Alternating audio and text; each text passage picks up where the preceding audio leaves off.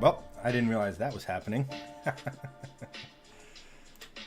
Oh, what's up, everyone? Should probably mute my phone. Sean, Steve, welcome, my dudes. Sean, no more burnouts. Lame. Sean, or Steve, sorry. Steve's feeling like a bald eagle. Yeah. Yeah, we're going to touch on old Cleetus' debut in NASCAR in the ARCA race, however short-lived that was. Not his fault, though. Sean consumed a coil pack out of the middle of nowhere. I mean, you have some pretty terrible luck when it comes to cars, if I have to be honest. Let's see here. I'm gonna kill that. Bring up. So anyone, I think the funniest thing is I was posting about it, and they actually had the race on Fox, like Fox free, over the airs. All you need is a little antenna, and I couldn't watch the race. I was like, wow, really? But I get people have different situations, things of that nature, all that other sort of stuff. Of course, it was a junkyard coil pack with 250,000+ miles on it. Do you have anything new?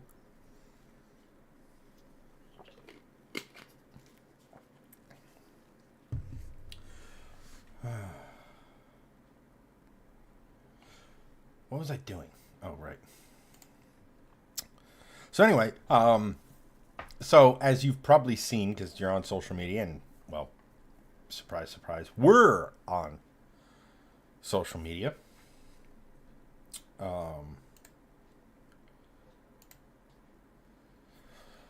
That is the thing that set it off was his interview, which was, I mean, he's playing a character.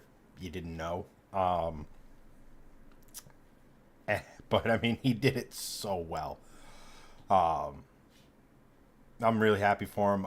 He just was on Dale Earnhardt Jr.'s podcast talking about everything.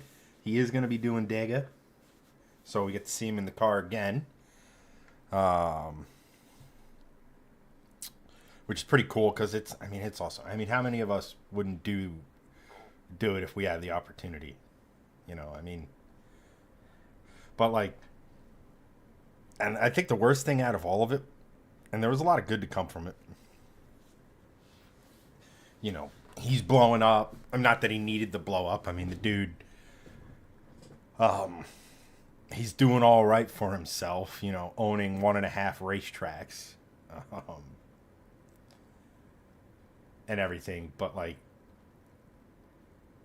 one of the things that came out of it was that, so if you didn't watch the race, it was a crash fest for the first, I don't know how many laps. I think by the halfway mark, at more than half the field had been involved in a accident of some sort. So early on in the race, there's an accident. Cleetus avoids it. A little later on, this girl driver, oh man, I'm blanking on her name, gets into Cleetus' quarter, spins him, car stalls, but they get the car going. But he's in the back of the pack. A little later on, I mean, we're talking in the span of like 20 laps. Nothing crazy, right? The same driver, I don't know if her spotter wasn't saying anything, but she had mentioned that she had thought that the tire was going down. She just bombs around the outside of Cleetus, gets alongside another car. Tire leaves the chat. She spins, and he explained it on Earnhardt's podcast that, how that's where his inexperience showed, right? So he went high. I mean, let's face it, man, like, anytime you're doing that stuff, we're not talking about having a long time to figure it out, right? Split-second decisions. He went high because the car that was wrecking was going low. As so often happens, it goes down and back up the track, collects Cleetus, and I think his exact words were, blew the front end off his hot rod. And that was it. Race over. But, I mean, for someone who wrecked, didn't finish well, first race, rookie, let me put it this way, if it wasn't Cleetus, nobody would have really known anything about it. Then he gives an all-time interview. ARCA's buzzing, NASCAR's buzzing, people are talking about it. Like I said, he was on the Dale Earnhardt Jr. His podcast. Let's just go and listen to it, because there's a lot of good stuff in there that you don't necessarily... He provided a lot of really cool insight into not just the ARCA race, but, when he went to North Carolina with the helicopter to help out the people there who were being affected by the hurricane. From just how close it was to being all over a couple weeks after he bought the Freedom Factory, or at the time it was called DeSoto. He had less than $0, if that makes any sense. But then the Crown Vic race came along, that blew up, and it was off to the races for him, the track and everything. It's really insightful. It was a really insightful interview, because I don't know about you guys, I personally watch a lot of his stuff. He's kind of what got me back into drag racing. I did a little of it when I was much younger. I mean, we're talking 15, 17 years ago. And then watching his content, and it was like, I could do that on a much smaller budget. And, well, if you've paid attention to the channel, you'll know that I did some runs when the car was stock-ish. think then we did some runs when the Mustang had the headers and the intake manifold and all that fun stuff on it. And then we blew the exhaust off it after we did on the first run down the track with the supercharger on it. And then last year, as I was getting everything ready to go back to the track, that's when she decided she didn't want to be a thing anymore. But it was Cleetus' content that made me want to do that. You know, yes, the track happens to be close to my house. It's the closest form of motorsports I have. But, yeah, I was never a big... So, like, growing up when I had a lot of my other cars, we did a lot of, like, autocross stuff. We did a lot of stuff that was, we'll say, less than sanctioned. I'll let you use your imagination there. You know, doing dumb stuff, you know, kids and stuff do and stuff. But, like, as we've grown this channel, I've always pulled inspiration from other creators. You know, when I was building the Volvo, I don't know if it came through, but I was trying to stylistically mimic in my own way what B is for Build did with his stuff. I've since not paid too much attention to it. He went a direction with the channel that, like, it's really, really cool. Do not get me wrong. But you know, it was just, there was other stuff, you know, if that makes any sense. And to Steve's comment about doing it for Dale, there's actually a really touching thing at the end of the podcast where, like, Cleetus asks Dale about it. You know, what do you think about the do it for Dale thing, right? And Junior's just like, I think it's awesome. It's the way of his father's legacy living on. You know, and as you know, Cleetus ends every video with the you know, do it for Dale. So, like, it's just pretty damn cool. You know, and as a lot of you know, one of my friends growing up, went to college with, or junior college with, sold his Supra to Cleetus, which is always, it's just kind of like, I'm technically one step removed, theoretically. One of these days when life stops kicking me in the, one of these things when life stops kicking me in the rear end, I'm going to get down there. My buddy, here's hoping we can figure it out.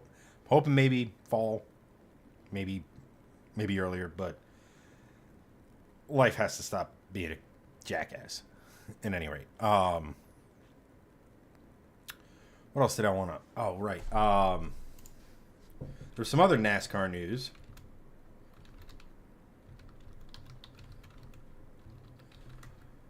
That I wanted to touch on. I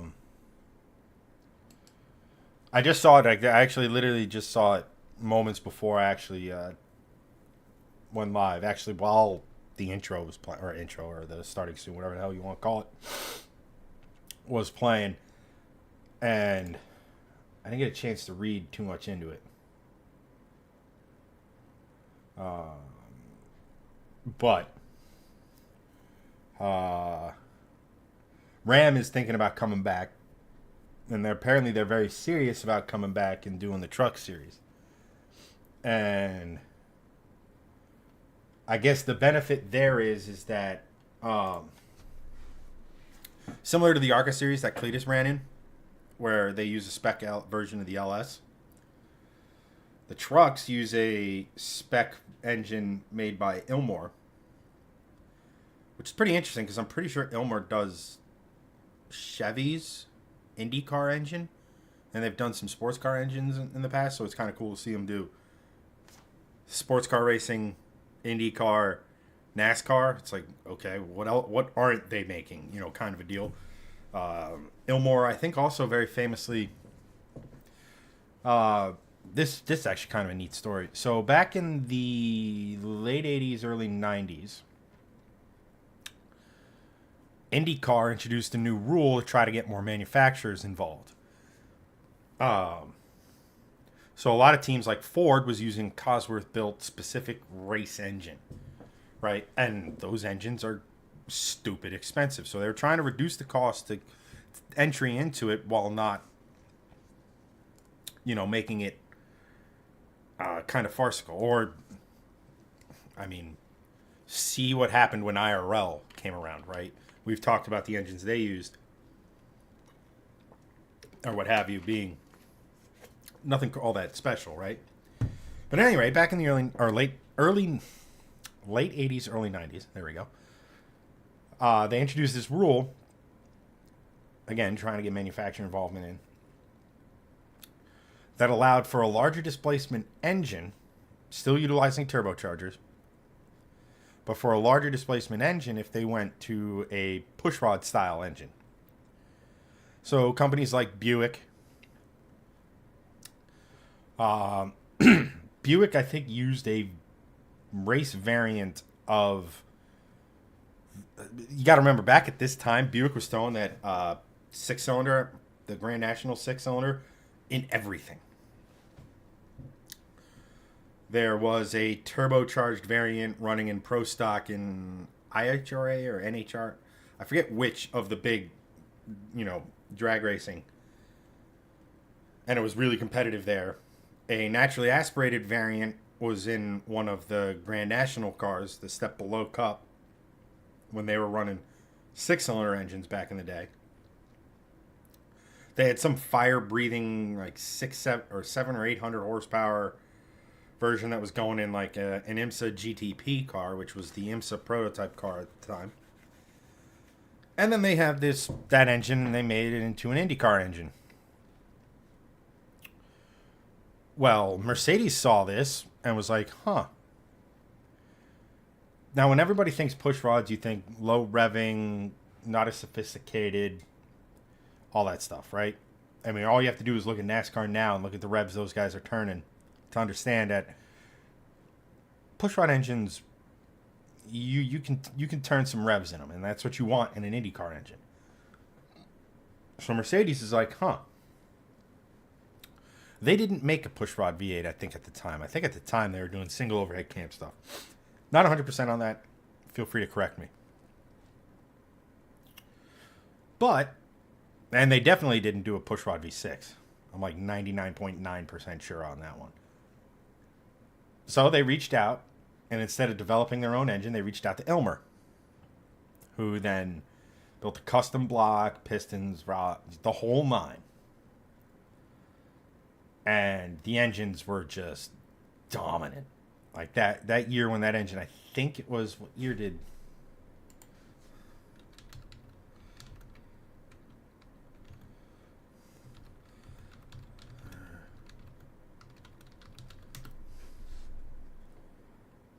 Yeah, I think it was in 1994 when the engine kind of made its competitive... I don't know if it was its competitive debut, but I'm pretty sure it was the debut at Indy. And Penske finished first, second, and third. I think that was one of the years Al Unser Jr. won. And I don't remember the exact order, but I'm pretty sure it was like Emerson Fittipaldi and... I want to say Paul Tracy. Pretty sure that's right. If you watch the most recent long form video, well, actually, no, I cut that out. Recorded it, but cut it out. Short version is, in my house growing up, we were very much an IndyCar, sports car, F1, and a little bit of World Rally household. That was the stuff my dad would always have on and always watch. And don't get me wrong, we watched NASCAR when it was on, but it was far from the, juggernaut it was today, where it was on, every week on some sort of network TV, right? So I remember watching those IndyCar before the split. And I think the split happened like 3 or 4 years after that year, after 94. It was like 90, might have been 96, 97. At any rate, Penske, So like IndyCar was like, all right, we get it. So a few years after the rules and like these and Buick got caught in the crossfire, like, look, we came with a production engine. You know, this thing could fit without pretty easily into a Grand National. They're like, why are we getting hit with these rules? Just Mercedes who went ham. But at any rate, Steve goes, Gregson never coming back. Yes. I'll actually touch on that in a moment. And hello, Ab. Thanks for watching. But anyway, God, I gotta stop saying the same shit over and over and over and over and over again. But back to NASCAR and the Truck Series and Ram returning. They're all using an Ilmor V8, which I think is pretty cool. And I didn't know that. But to Steve's point, is Greg ever coming back? The answer to that is yes. I don't know Well, I know he's coming back next week. We got a pretty big announcement for next week. So, you know, make sure everyone is here and present. Doug, welcome. Good to see you, brother. But Greg will be back next week. Again, I don't know if his schedule is... The industry he has chosen is not conducive to...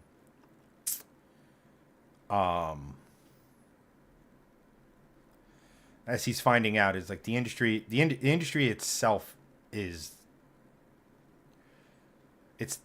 What's the best way to describe this? So Greg works a lot of long, late hours. And he thought it was the one gig. Turns out that wasn't. No, for next week's show, Steve. Turns out it wasn't the case. Because the next job, same thing. Thought he could make some changes, get a new gig.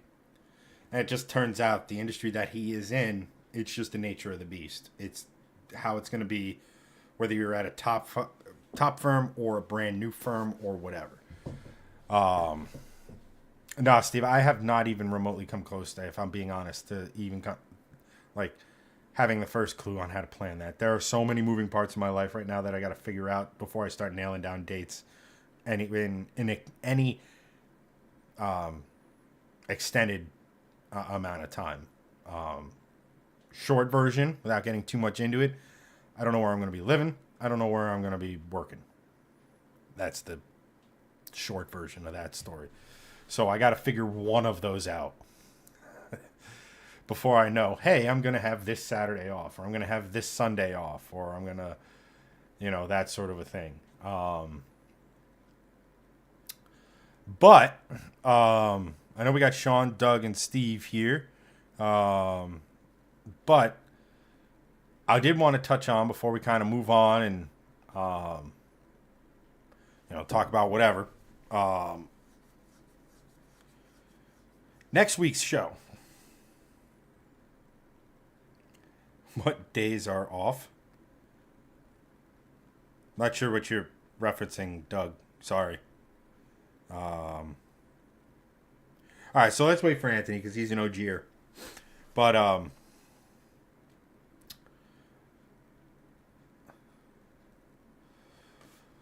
thanks, Steve. I appreciate that. Sean is going, I'm flipping between two streams right now. What's the other stream? Do I even want to know? Is one stream the show and the other stream, not something I want to know? At any rate, if it's a show, let me know what it is. Yeah, so I guess while we're waiting for Anthony, when he is present, have him shout so we can get to this while we have the majority of our money stuff. Okay.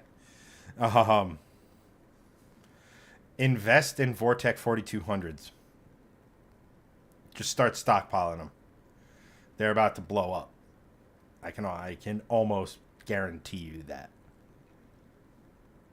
They're starting to inch their way into drifting and stuff like that. And once a couple more, because it was just Nivlak, Now Micah Diaz is messing with them. They're coming. You're going to start seeing more and more and more of them. And what happened when you started seeing more and more and more of the JZs? Like, first it was the 2J. Then that got a little too expensive importing. Then everyone's like, okay, let's just use the 1J. It's the same bore. It's a slightly shorter deck or block or whatever you want to call it. And those started getting expensive. Same thing in transmissions, like the R154 transmission used to be very affordable. And then until it wasn't. It's not crazy expensive by any means, but thankfully, the CD009s, they're just steady because there's just so many of them. Where was I going with this? Oh, yeah, that was your investment. That was your investment advice. The 4200 straight sixes. Go to your junkyard and get like 3 or 4.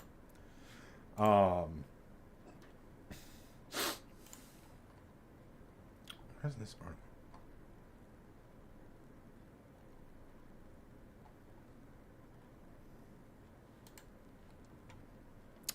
At any rate, anyway, I was, I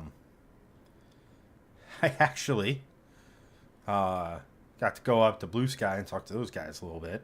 Hopefully close to selling the trans, which will help move things along there. Because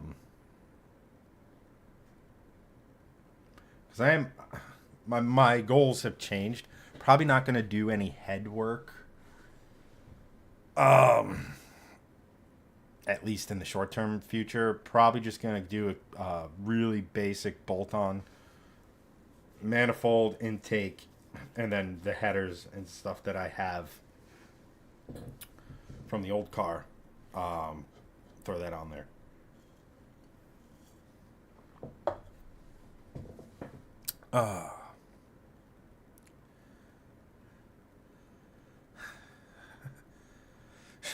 Previously, Sean goes, you try and find an actual genuine GM coil pack that isn't a rebuilt unit being sold as new.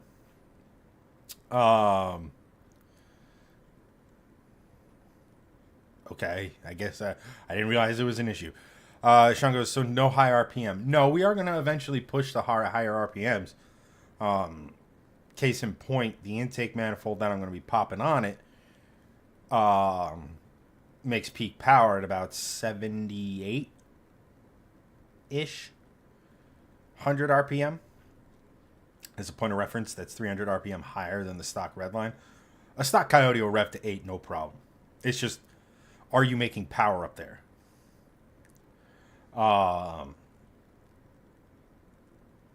We are still going to...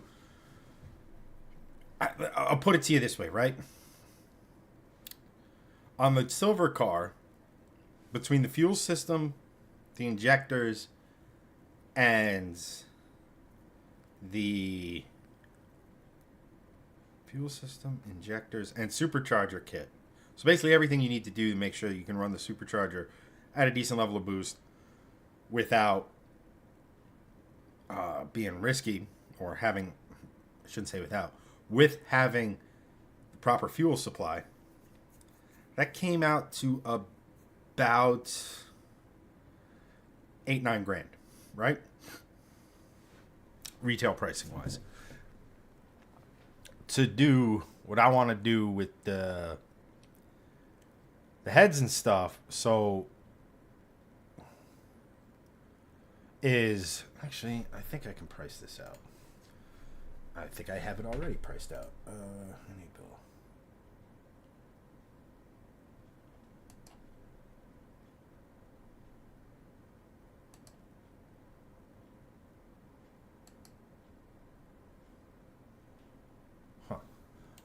So, like, that's something I want. There we go. Let's log in. So, like, I'll put it to you this way. Like, the intake manifold I want is... God, it's been a minute.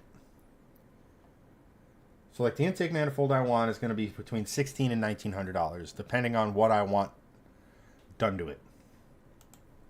Ideally, we would port it. Just that's when you're doing NA horsepower stuff. Some of the big ticket things, your headers, your intake manifolds, your tunes, and then you're chasing 5 horsepower here, 10 horsepower here, maybe 20 here. And it all has like a cumulative effect, right? So like higher flowing exhaust is more beneficial when you're throwing more air through it.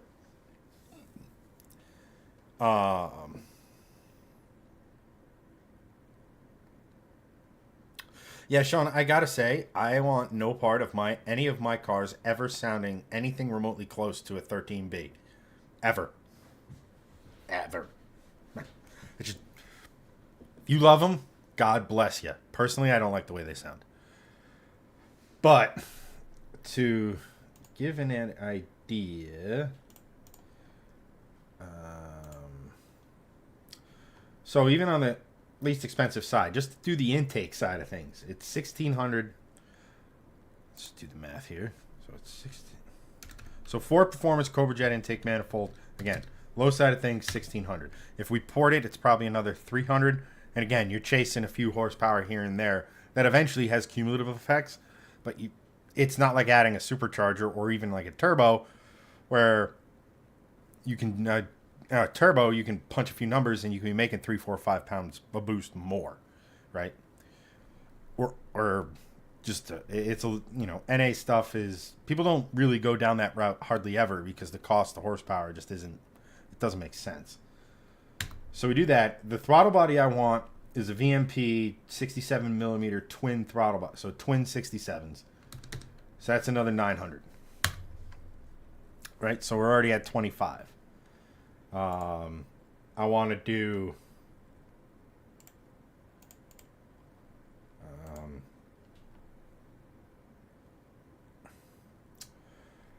do some other safety upgrades.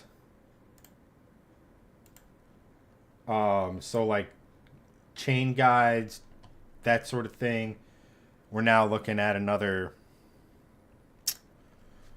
what is it here? About another $616 plus 2,500. And then, where is it? 2018.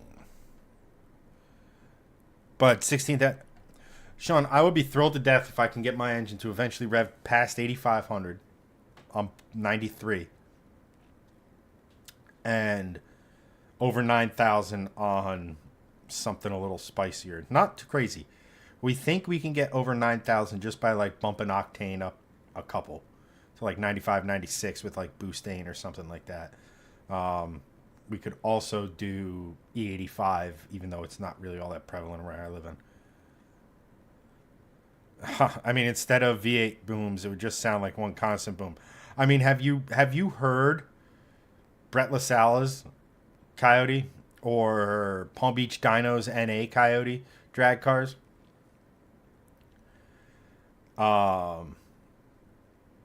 They don't sound like a V. I mean, they sound closer to like a NASCAR singing at the top of its rev range than, your other. How much? That's kind of what I'm trying to figure out, Steve. I did do the math on all this stuff. Well, I'm going to need that stuff too. So anytime you're doing anything with RPM, you need, on these, you need to do oil pump gears and crank sprocket. Well, you don't need to do crank sprocket per se. It's just something that's safe. And then all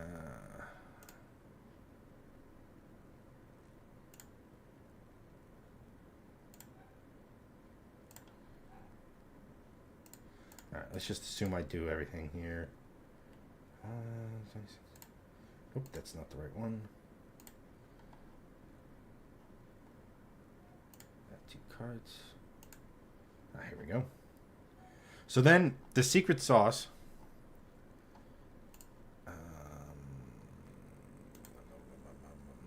Sorry. Oh, come on. The secret sauce is going to be in the springs and retainers. So my two options there on the retainer side of things are chromoly or titanium. Let's just, again, assume we're going wish list here. Why is all this stuff being a pain in the ass? And then if we go back here, Mustang enable. There we go. Cams. So cams are about $2,000. So let's just say 45. Oh shit. So that's 4,500 there. So for intake, manifold, throttle body, intake system for the new intake manifold, because new throttle body means new piping and stuff, and even though I'm not a big fan of cold air intakes, it's required because the stock one won't work. Well, it will, but you need to modify the intake manifold, and frankly, if we're doing the manifold, the 85 millimeter throttle body just ain't gonna do it no more. And then with all the MMR goodies, so plus, so all in. So remember, we were talking about the supercharger kit, right? That was about $6 for the unit and the intercooler and the piping. So we were into it about $9,500 to get it to go. Now, I have the fuel system that's going on the new car. I have the injectors. Those are going back to Injector Dynamics to get refurbished, hopefully. Not that they're necessarily required on an NA, especially in the Gen 3 motors with the port N direct injection. But for that extra safety, and if we want to push, say, an E85, where you're going to need about 30% on top of it, it's good to have all the hardware. So who knows? Say I'm down in Florida or something, and E85 is like right there. You know, it's good to have the fuel system for it, then not that I'm going to be chasing that every little bit. So, but the fuel system, definitely a big upgrade just to keep things, because you got to remember, when you're spinning an engine fast, things like ignition timing, making sure fuel is on point as possible is important. But at any rate, basically, to do the long version of, or the short version of this story is, if I was to go and get the same fuel system and the same injectors, I would be into it for about the same money, 96, 90, 95, somewhere in that neighborhood. And at the end of the day, we might make 550 between 550 and 570 wheel horsepower on 93. So you see why NA stuff people just don't really do. Now there is some stuff that I'm here, like I said, like the chains and the chain guides. That's not stuff I had on my old car. It's not necessarily something I need on the new car. And that's about $1,200 right there. But again, what we're spinning the motor past, I don't want to say safe, but we're spinning it to a point that a lot of the stuff wasn't necessarily designed for. We know the crank is good for it, the pistons, the rods, they're going to be fine. We know with springs and retainers, even if we go with chromoly retainers, which just means more mass in the spring and all that, which means more mass to move, which means might not be able to rev as high as we want. But yeah, the short version of this stuff is NA horsepower is hard horsepower, and it's also why I love it personally. Like for me, the idea of, like, I always think about this. My Volvo, with all the bolt-ons, was maybe making 320-ish horsepower at the crank. If I could build that motor NA and make the same horsepower, I don't care if I'm losing out on a shit ton of torque. To me, the NA stuff is cooler. Anthony, my dude, welcome. So, this is actually a good point. Excellent timing as per usual, Anthony. But, so, we, like I said earlier, I spent last couple days going up to Blue Sky. One was to talk about some stuff. Two, today, of course, my car's throwing a code, so I had to go and scan it. And the cams, something's going on, whether it be a cam position sensor or the cam facer's going. I hope it's neither, and it's just a byproduct of when the code first tripped a few months ago. We're pretty sure it was because the car hadn't had an oil change in a while. So it just needed to run oil through it. Hoping that's still the case. I don't know how realistic that is, but I don't really want to be dealing with it. But I bring up Blue Sky because not only will Greg be back next week, much to your joy and amusement, I'm guessing. Steve asks about him a lot. Not only will Greg be back, but the reason Greg is coming back is that we will have a brand new guest to the show. They have been guests on the Oil and Whiskey podcast. I think it's what it's called. Podcast. Where the frick is it?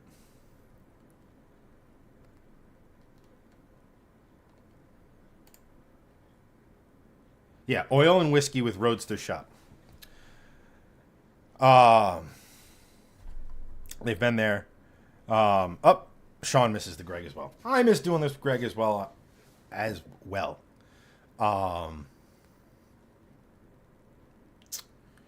But we will actually have, in addition to Greg, Jeff from Blue Sky is going to be coming and joining the show. Now, if you don't remember or haven't watched any of my Mustang videos of when the car was being built, Jeff handles kind of the mechanic side of Blue Sky. His partner Jesse does the bodywork and things of that nature. Bodywork, paint.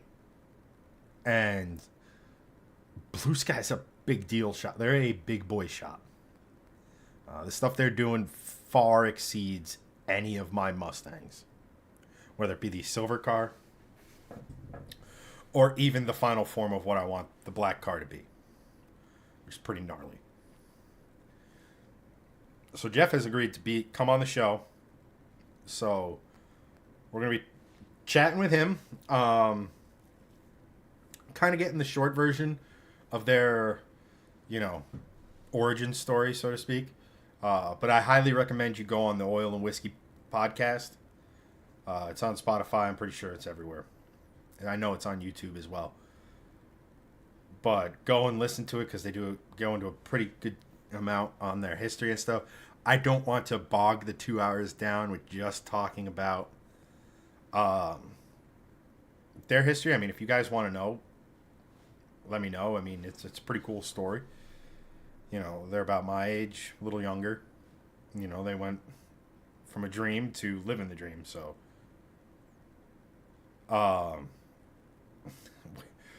you have to understand, Steve, all of the stuff I do to my car, all of the parts, all of the inspiration, all of the sort of direction I want to go with the build, all of that is from a lot of conversation with Jeff over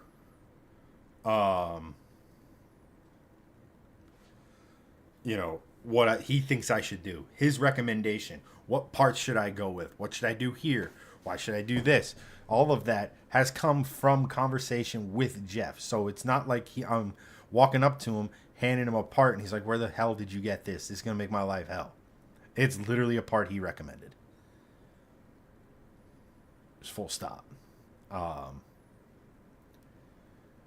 You know, I'm pretty sure I have a lot of dumb ideas, and like, you know, he humors them and stuff. But what I really want to get into with him is not like, you know, the dude knows more about coyotes than pretty much the combined brain power of Shift Squad, me, Greg, Shifting Lanes, and pretty much anyone who has ever come on this show, whether it be a guest, a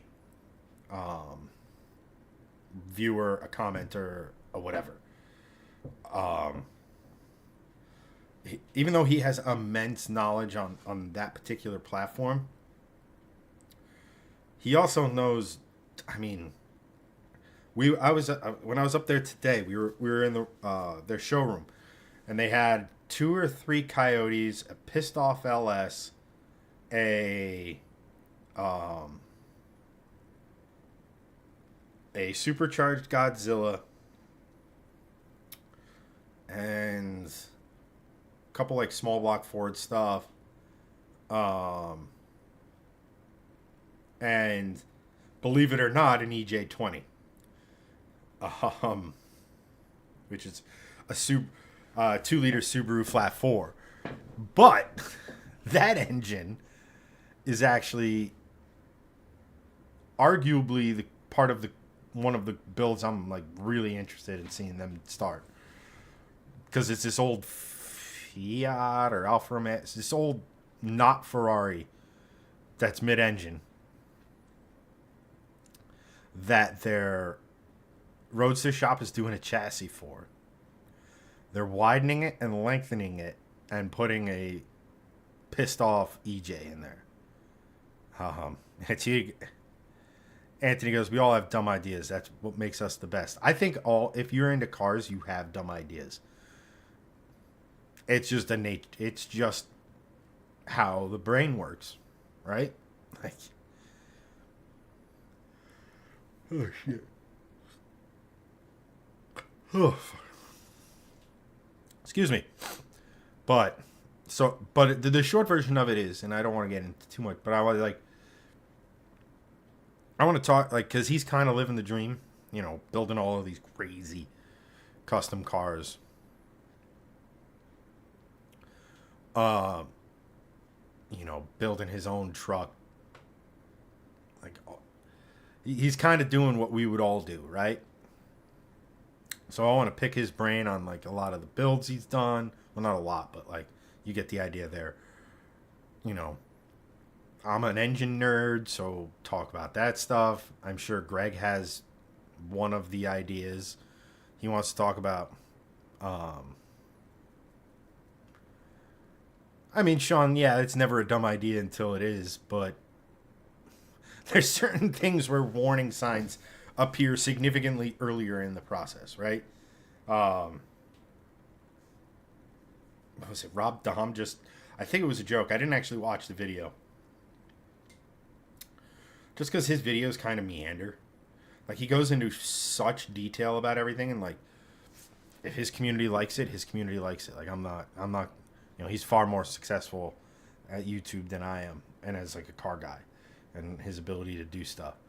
But it does tend to take a while to get to the point. But the 12 rotor he's building, they put it inside of a Miata. I don't know if there's any real ideas. There's no shot it's going to live there. Oh, jeez.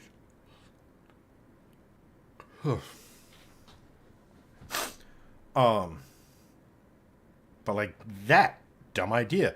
Even if you could get it to fit, which it has the footprint of, I'm pretty sure, as far as mounting and footprint is concerned, it's the same as, like, a Chevy big block.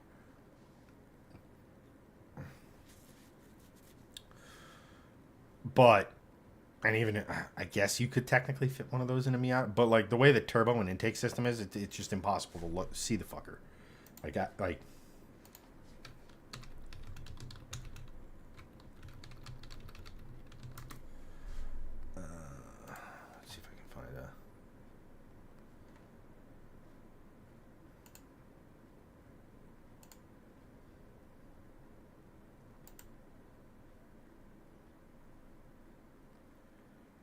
Here it is.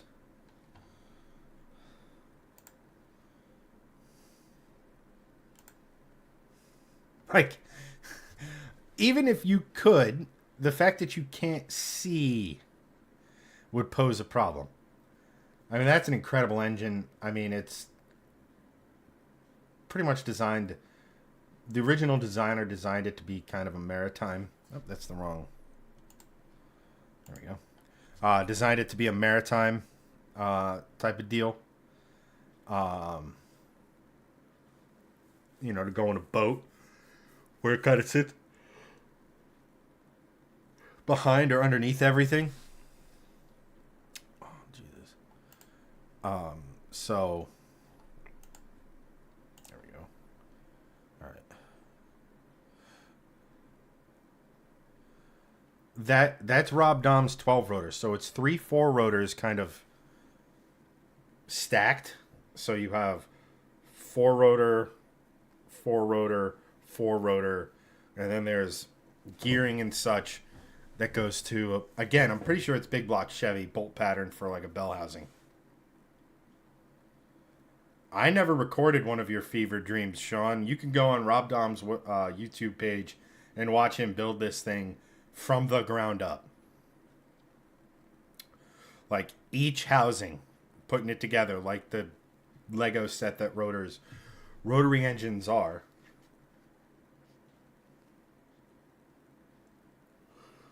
Um,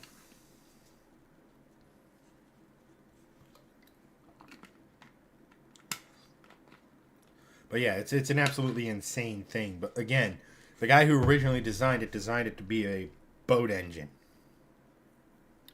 And I know you know a bunch about boat, like, well, not a bunch, but like a lot of boats have 2 engines, 3, maybe even 4. They have a crap ton of space. It's usually behind and underneath you. Um, not so all this stuff. All right, I'm sorry, guys. I have to let's go to the restroom real quick. I apologize.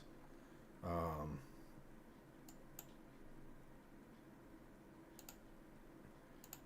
I will be sorry.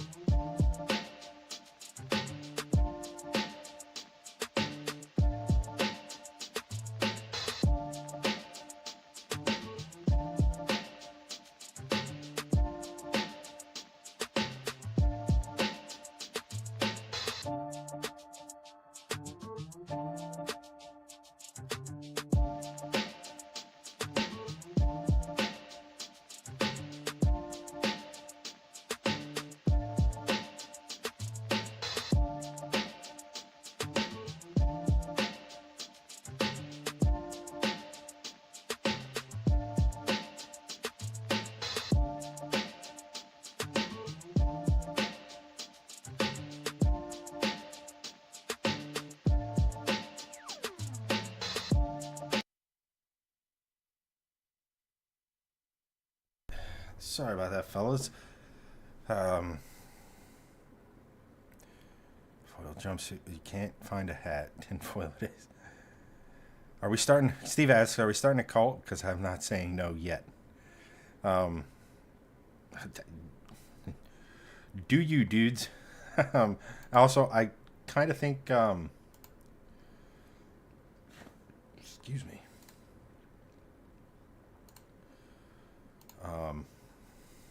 I kind of think we already are in some manner of speaking.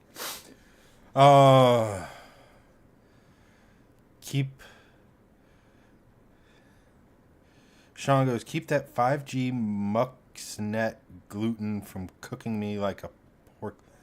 Oh, talking about your internet. It took me a second to figure that out. Steve goes, perfect time for me to hit the head. Yeah, so, what's going on with you dudes? Let me know.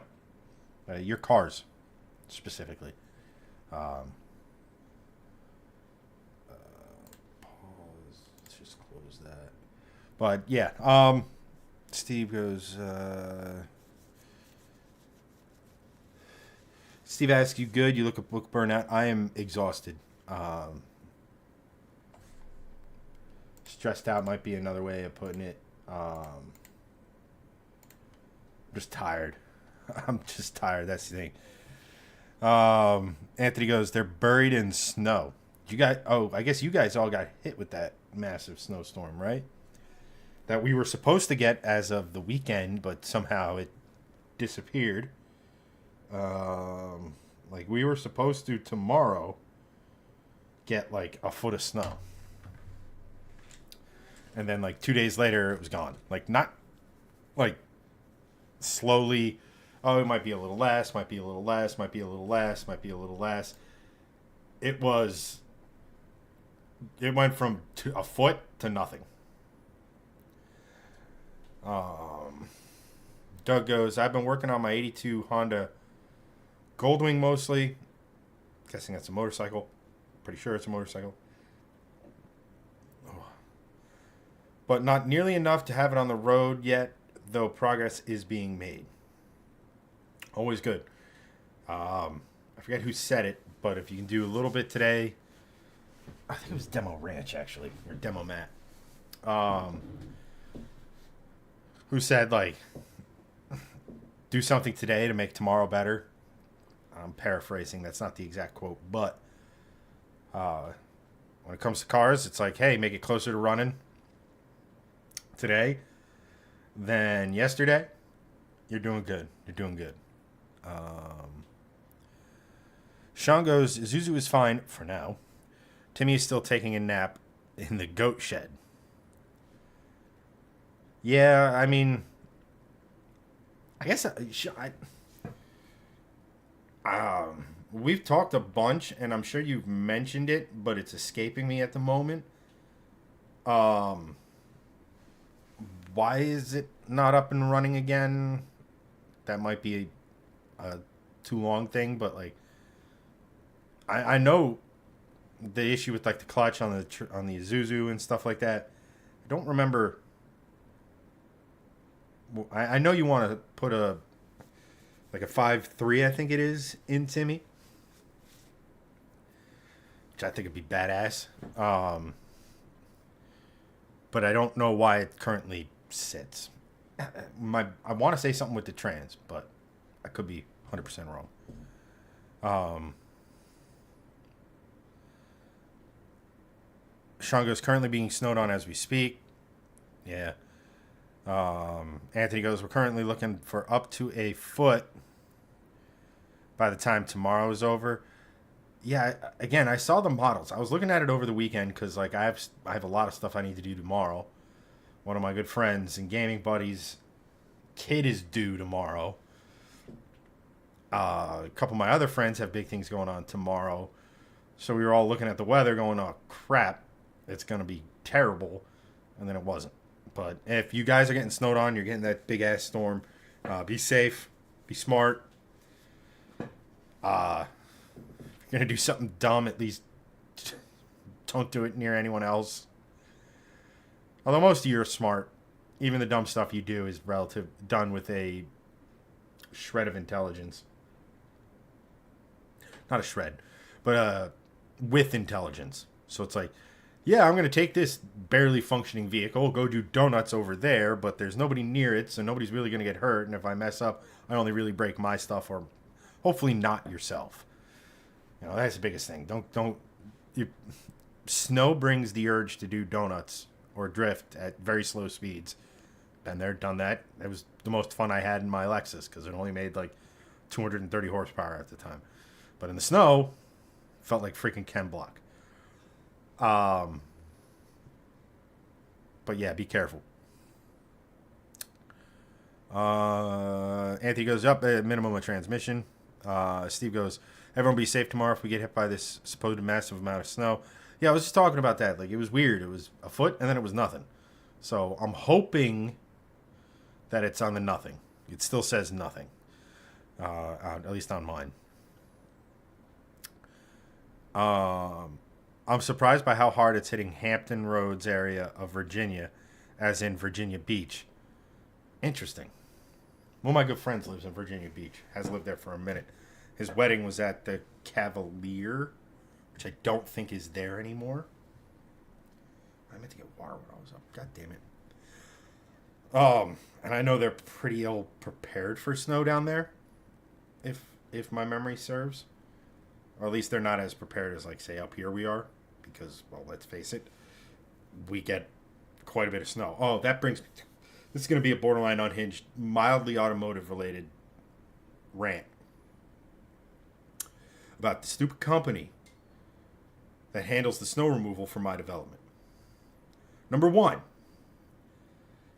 they're big on using leaf blowers to clear off the sidewalks. It's not a big deal, right? When it's light, fluffy, powdery snow, gets the job done. When it gets to a certain level, they have these almost like riding snow blowers and snow plows that whoever drives them is freaking terrible. Tears up the grass around our sidewalks. Like, they beat the ever-living hell out of the grass. And they did a crap job of keeping the grass alive this past summer, too. But that's not a huge deal because, like, the grass, it's not terrible. It's just annoying, you know. But they come with the bobcats and the front end loader and the big truck to clear out my pod when there's like 1.5 inches of snow. So I got and it's usually at night. So as I'm trying to sleep, you just get the thing, the bob, beep, beep, beep, thunk, beep, beep, beep. It's so freaking annoying and so unnecessary. We all grew up in New Jersey. If you didn't, and this is your first winter, maybe 1.5 inches of snow is a lot for you. For the rest of us, it ain't. We're smart enough.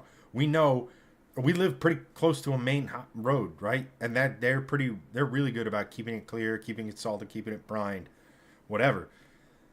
So all you have to do is get out of the development and the roads are decent. You don't need to freaking clear. When it gets to 3, yeah, let's start thinking about clearing it. But at the 1.5 inches, it's so unnecessary. And like I said, they're using and the guy in the Bobcat, bless his heart, is trying to be surgical with the snow removal. It's just, and the thing is that, so for our HOA fees, right, we have built in a certain number of snow events. If we go over it, the number of snow events, and some years we have just because, I remember one year we had 2 or 3 storms where it was anywhere between 8 and 15 inches minimum. I remember walking around outside of my development on the sidewalks and having, the snow on the side, not just the stuff that they threw over, coming up mid-thigh, right? That I get, right? And there's a lot of work that goes involved because our development was not designed with snow removal in mind. So it is tricky. And there's also a big deal about trying to figure out where to put the snow when you've cleared it. There are mountains of snow in the middle of my so where I live, the townhomes, if you look at it from over the top, it looks like a 4-leaf clover, and then there's a circle here going to each of the 4 pods, as they call them.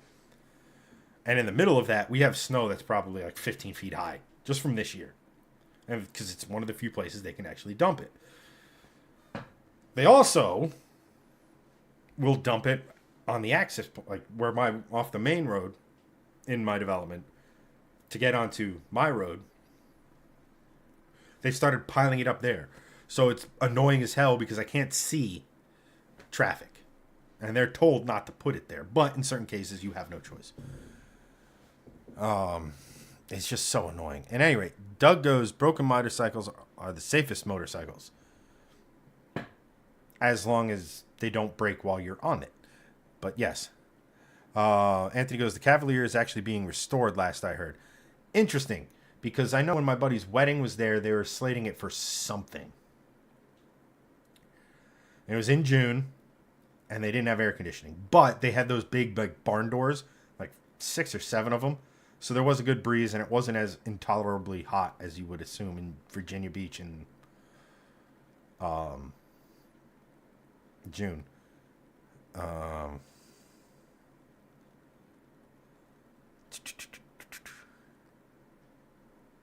And Anthony goes, yeah, they're not nearly prepared enough. I mean, it's about risk assessment, right? Like, when you buy insurance for your car, not for a Bugatti, because you're never going to have the Bugatti, right? Or you're likely never, or your odds of having it are very slim. It's the same thing with a lot of those with the southern states. They don't get a lot of big snow events, so there's no sense in charging the taxpayer a shit ton of money for something that may or may not happen. Up here, it's going to happen.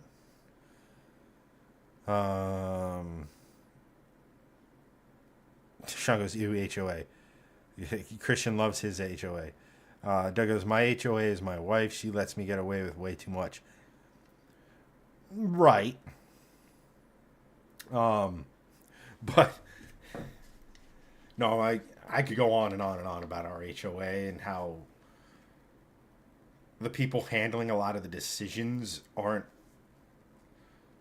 they make the decision based on talking to their friend who may or may not be involved in landscaping, snow removal, carpentry, like whatever.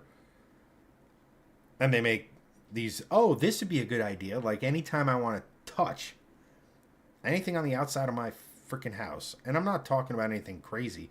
We had to get the steps prepared. Had to. My mom was going to hurt herself. Shit, I was going to hurt myself if it got any worse.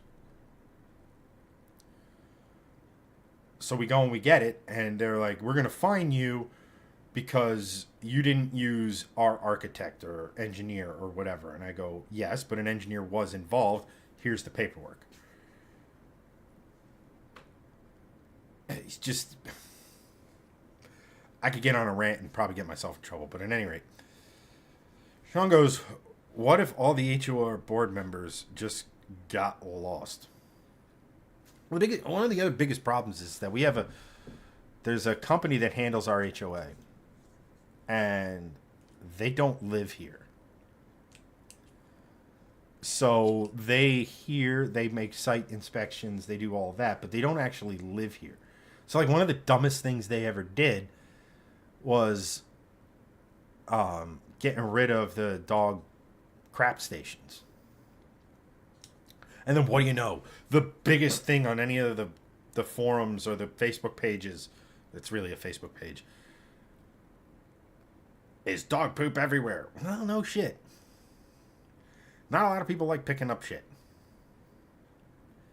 And they don't like carrying it with them. It was so moronic. And then again, the people actually making the decisions aren't creative with any of their their stuff. I've said for a long time, given the area where we live in, and at the entrance to my development is a little strip mall, and it has a lot of really quaint, nice little spots, good pizzeria, good Chinese joint. Well, it was a good Chinese joint. I haven't been in a while because it kind of went down. They changed flavor. If that's their stuff didn't taste the same, and I'm very particular. So like, I have a spot. You can only tell me I can get one slice of pizza a month. I'm going to a spot. Chinese food, I'm going to a spot. All that stuff. When I go to a restaurant, I'm very particular about what I order. And all that other sort of stuff. But there's a Rita's Italian ice stand in there. There's some doctor's stuff actually in there. There's a chocolatier in there. There's a lot of like really cool stuff, and like the parking lots are always packed, and there's always a few electric cars in there. I've always maintained, look, you're not going to spend a shit ton of money installing a lot of this stuff because of all the tax credits and things of that nature, and that's a way of generating income. Because a lot of these Tesla stations, are one thing. But like Go Electric and Electric USA, or Anthony can shed some light on a lot of these. So a lot of them, there's actually like a pay to play, right? You're filling up essentially like you would at a gas station. There's stuff like that.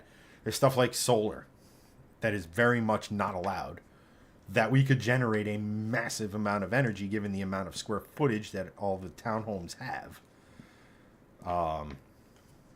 There's a lot of creative stuff that could be done, but nobody wants to think beyond it's just easier to just get a cheaper landscaper. We've had 3 in the last 5 years. Not even. Like 3 in the last 3 years, I think. Or at least snow removal, I should say. And nobody wants to raise HOA fees, but if these dumbasses are coming out and clearing every inch and a half of fucking snow, guess what's going to go up in the spring?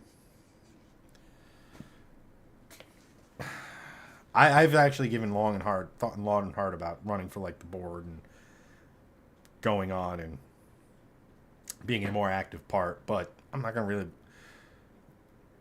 Short version of the story is I'm not going to be living here very much longer. So how much BS do I really want to put myself through? Steve goes, I want a flamethrower to clean up snow. I should not be trusted with one. It's actually very funny. Number one, flamethrower is highly inefficient. Highly inefficient at clearing snow. I get the appeal. I get that appeal.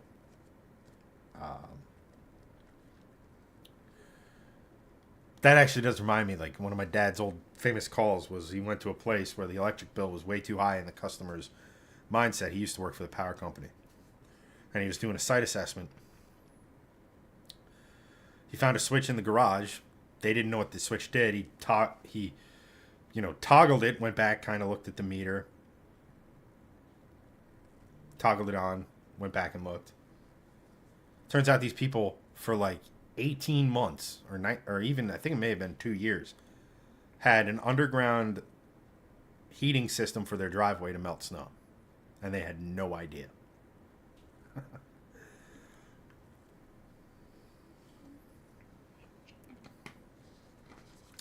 Steve goes, if I was stupid rich for a Bugatti, I'd be buying a racetrack like Cleetus. I mean, you'd be shocked at how expensive that shit is in a hurry. Like, the Bugatti might be the cheaper,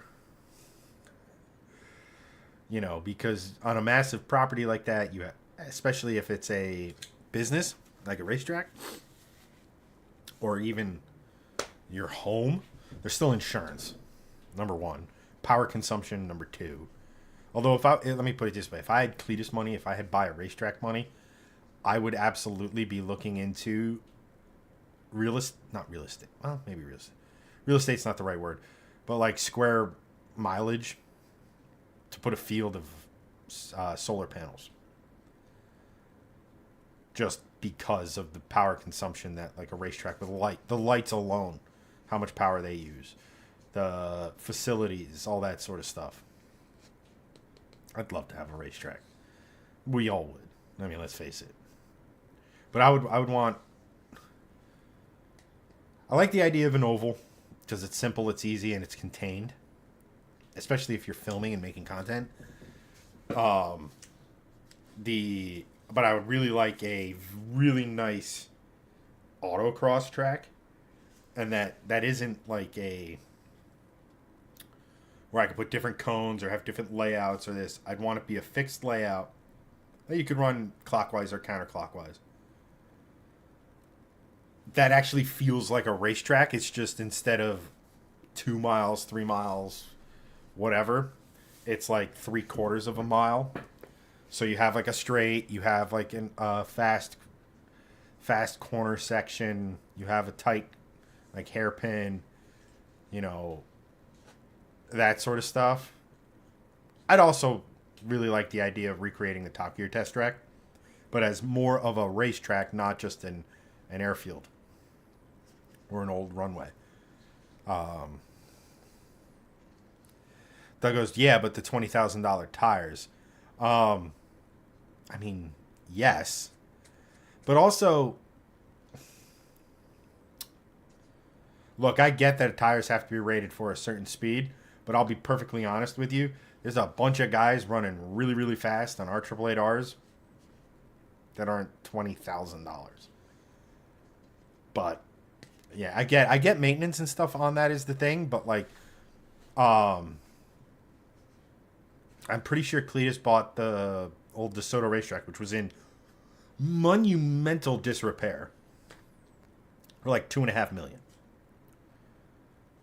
And then he put in another at least $1 million into it to get it to where it is kind of today. I mean, he's probably all in as far as repairs and renovation and all this other stuff. He's probably another $2 million in. Just on the track itself. At any rate, I'm not trying to be argumentative or anything like that. I'm just saying, like, property seems inexpensive until like you actually look into it. Because I've looked into a Shifting Lanes HQ, a shop that's more than just a shop. And when I say shop, really just a place for like a lift or two, car storage, and then like a hangout area, a kitchen, and then like a crash area. Like if I'm there late, not even a crash area, but like an office with like a pull-out couch. So like if I'm there late doing content or something, I could just pass out.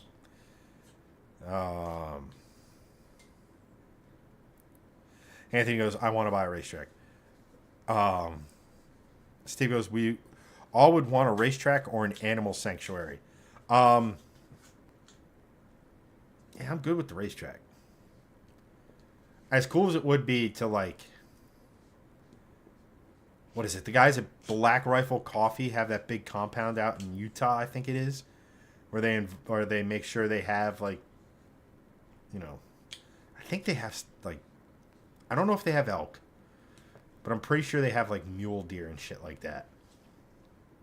You know, big game or whatever. Their buddies come out and go hunting. Actually, I'm pretty sure it's elk too. I could waste so much time trying to remember that. But like as cool as that would be, I would use a racetrack a lot more.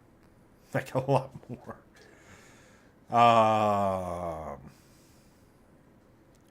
Anthony goes, if I could own Southside Speedway, I'd have it already. Yeah.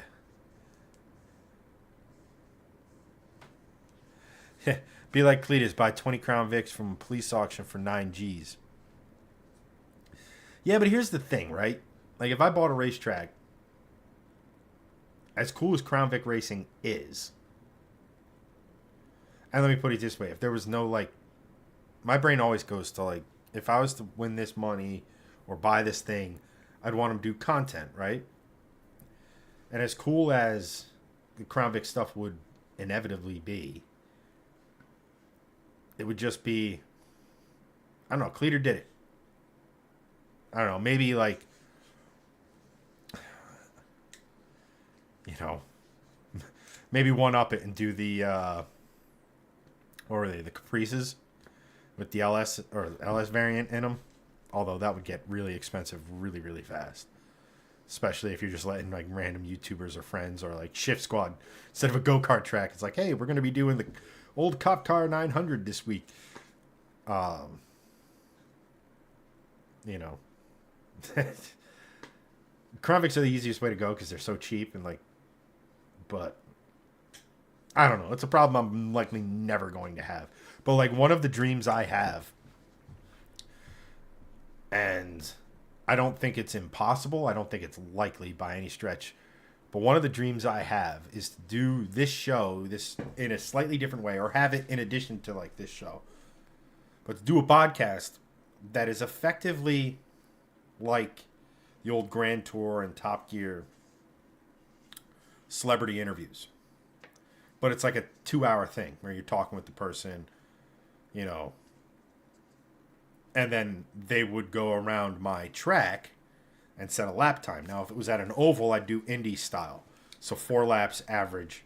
And that would be their time that goes up on the board. In like a spec car, obviously. And then like partnering with that show is like if they bring, you know, let's just say, I don't know, like a guy like Tavares came on the show. And he brought his McLaren. We'd do a test with that, a road test, have some fun, and then he could drive it around the track or have a pro drive it around the track, and we have the leaderboard like that. Like, that's my dream for an automotive content style show, you know, is to have, like, the YouTube video be around the car, around his lap, talk about that, and then the subsequent podcast be, you know, that 2-hour-long-ish interview style thing, you know, but do it with YouTubers. And it doesn't just have to be automotive YouTubers. You know, invite everyone out. I think it would be killer. I think if budget could be had to do it, it doesn't take a lot of budget because at that point it's a 3-camera show. You know, obviously insurance and however all that stuff will work out, I don't know, but that's the dream. And if I had my like if I won the lottery, that would be something I would do. I'd probably even just reach out to Cleetus and be like, hey, when's the track free? Can I build a small little studio? Eventually have, like, I don't know if I'd have a live audience, but I'd have like a viewing section for like, if we did like 3 or 4 guests and their friends, you could just hang out off camera or something like that. Think of it as like an unsub podcast, but with cars and like actually driving. Anthony goes, you would know, wouldn't you? I'm missing something there, but at any rate, Anthony, yeah, I think, or Sean, sorry, goes, Anthony, yeah, I got curious if the state had active tracks, and it's only a few dirt tracks active now.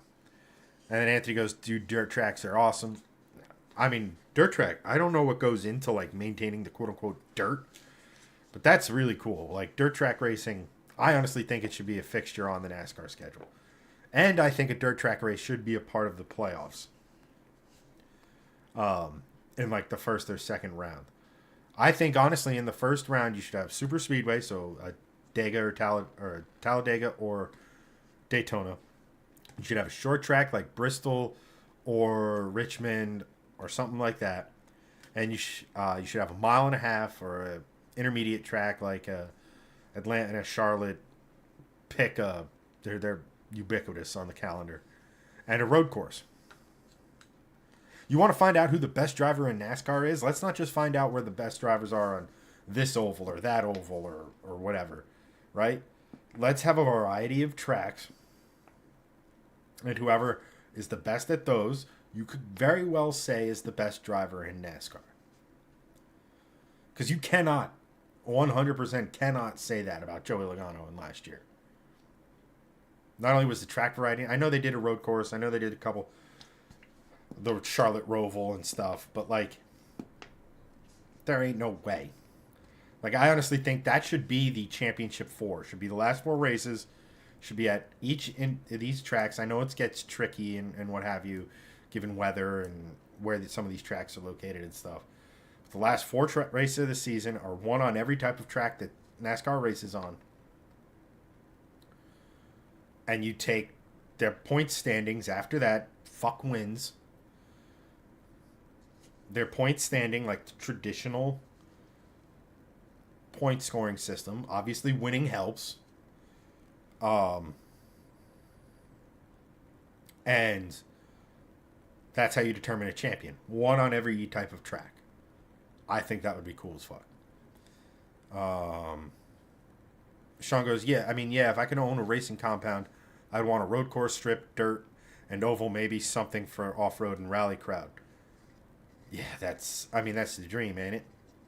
I personally would like an oval. I'd like a like I said, the autocross where it's like a real track with elevation changes and stuff. That feels like a real racetrack. It's just small. So like people could, turn their laps and stuff. And again, it's conducive for the quote unquote content.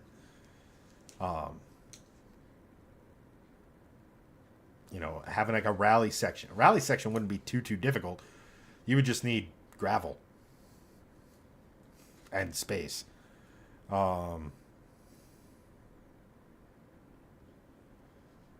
Steve, a couple of YouTubers that I forgot the names of stole one of Cleetus's Vics and did a turbo K swap for the Count Vic race.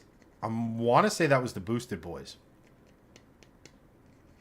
I'm pretty sure it was the Boosted Boys. They're big Honda dudes. Doug goes, we could start a commune. Okay. He's off to a fun start. Where we work on each other's cars and live in huts and buy and sell hoopties for income.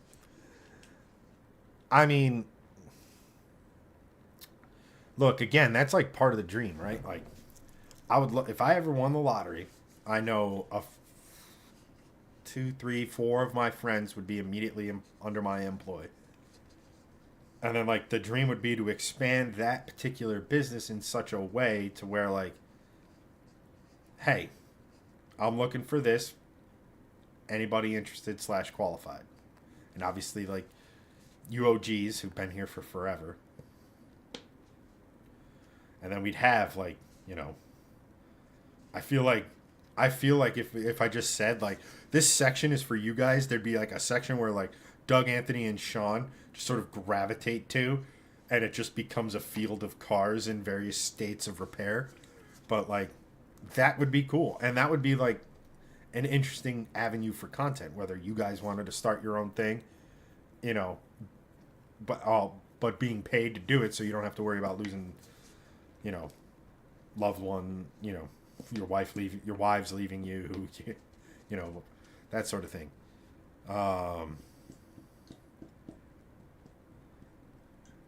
Anthony goes, DTR is hardcore. What is DTR? You've probably mentioned it, but my brain has left chat. Steve goes, Dale Earnhardt always NASCAR with Baja truck suspension. You do 100 oval, 100 or road laps, and then immediately transition to off-road. I feel like you just described a slightly different version of rallycross. Like, that is, like, pretty much rallycross.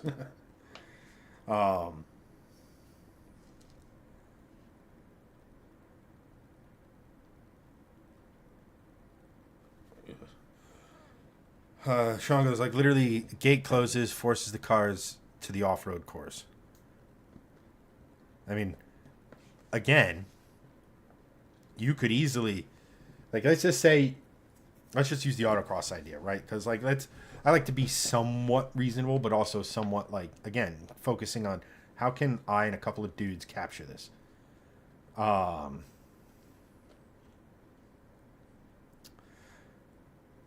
And you have the autocross, and then there's a section that goes on to the dirt autocross section, and they connect, right? Pretty cool. And Steve goes, Chad, but using NASCARs. Yeah.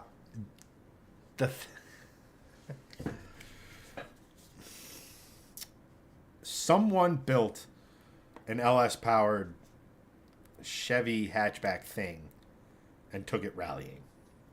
I feel like that's where we would meet in the middle. Because, like, you'd... I mean, yes, it would be really cool to see a NASCAR go... Say it would be doing... All right, I'll give it to... how about this for an idea? We have a NASCAR. It's a figure... All right, we have a track.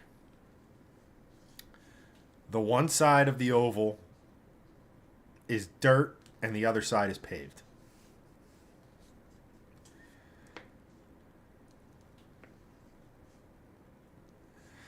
Yeah, I mean, people crash on in races on perfectly smooth asphalt. Crashing is part of it. Like, the biggest thing is that it would be tires, in my estimation. Assuming you could take the car and have the suspension set up to such a way to where it wouldn't fall on its face on the asphalt, but also be able to handle a little bit of dirt off-roading, that style. Assuming you could figure that out, which they have in rally cars. The next biggest thing would be tires. Because if the tire's good on dirt, it's going to get burnt up on asphalt. If it's good on asphalt, it's going to be like on ice on dirt. So, like, that would have to play into strategy of whoever.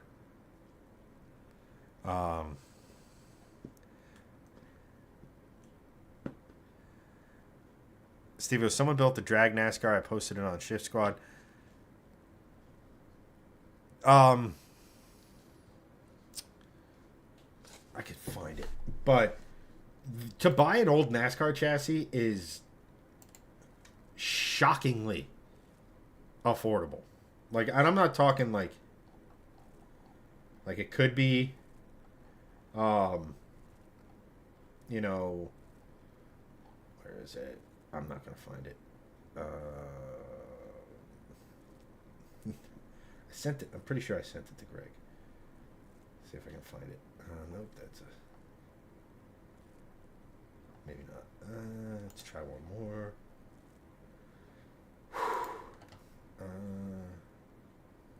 That's that. That's that. That's that. Nope. Nope. Ah, here it is.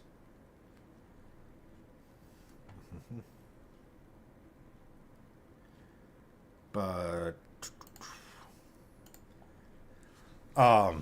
like, this is an old last gen NASCAR. Pretty sure it has the engine and stuff on it. And then, like, they're selling for $30,000. It's fucking nuts. Let me do this. Share group. Shift Squad. Post. So it's in Shift Squad for you guys.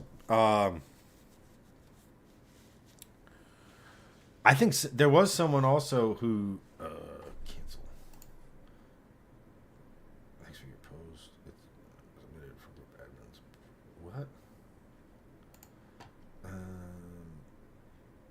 There we go. All right, someone did a 2J swap in an NASCAR too. See, I think that could be hella fun. Get a bunch of old ARCA cars, or even like the step below that, the chassis, and tell everyone, put any engine you want in it. You know, so you can do an LS, you could do a Coyote if it'll fit between the shock towers. You could do a K, a Turbo K, a 2J, a Vortec 4200, a rotary. I mean, shit, if you wanted, you could put a 12 valve or something in it, and the car has to meet a minimum weight, and it has to, there'd be ways of bopping it, BOPing it, to where, like, you know, someone couldn't run away with it. But, like, then, like, and you kind of bring back the stock cariness of it, right? You know, it always annoyed the hell out of me that Toyota is in NASCAR with a pushrod V8, and they don't make a pushrod V8. I don't think they've ever made a pushrod V8. I personally think NASCAR would be hella cool if you had, let's just say the Camaro survived. Camaro, LS. They're already using, like, I think the SB, an old variant of the SB2. right? Ford was using some variation of the Coyote. Toyota was allowed to turbocharge the V6 that comes in the Camry. I think that would make for some really freaking cool racing. But it's never going to happen because NASCAR has found out their formula and they're not going to deviate from it.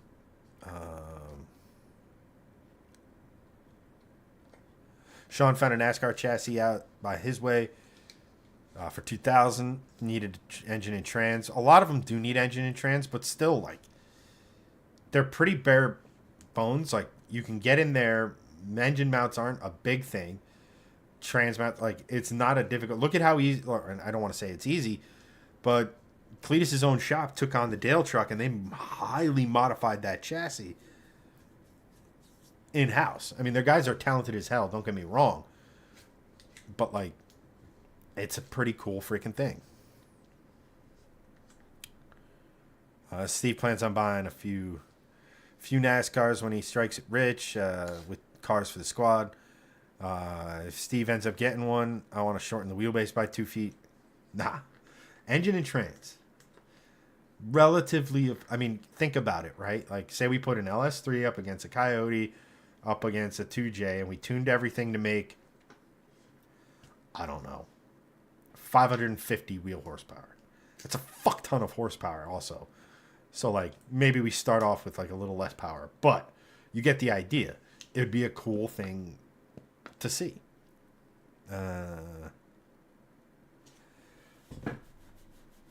Steve goes, I'll get an old Cup car and make an attempt at ARCA. I don't...